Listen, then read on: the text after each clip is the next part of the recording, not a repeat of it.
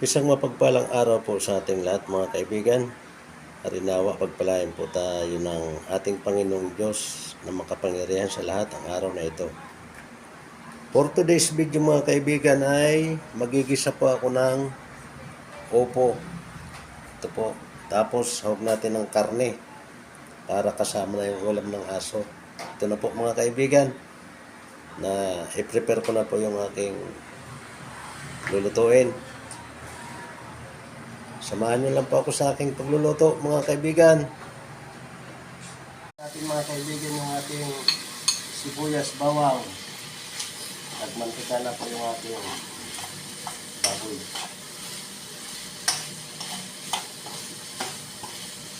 Nagisa na po natin. Ginigisa na pala.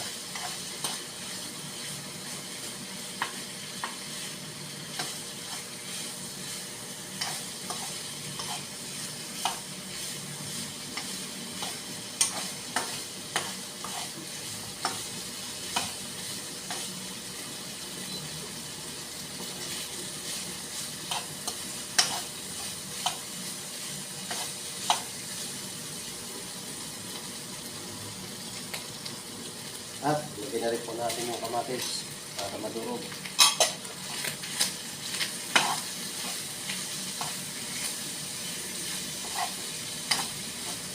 Yan mga kaibigan, mamaya na yung upo.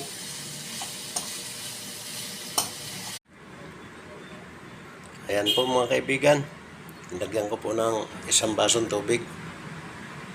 Antayin po natin na kumulo para mailagay yung gulay na upo.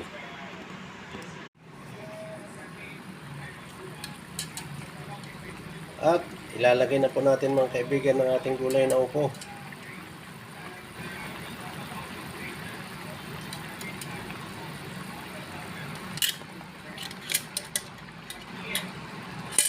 Ayan po mga kaibigan.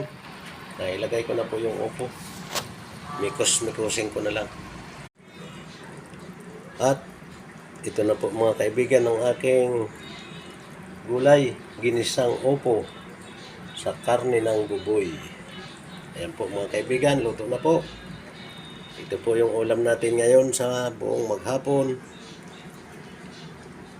Maraming salamat po sa mga followers, subscribers, and viewers.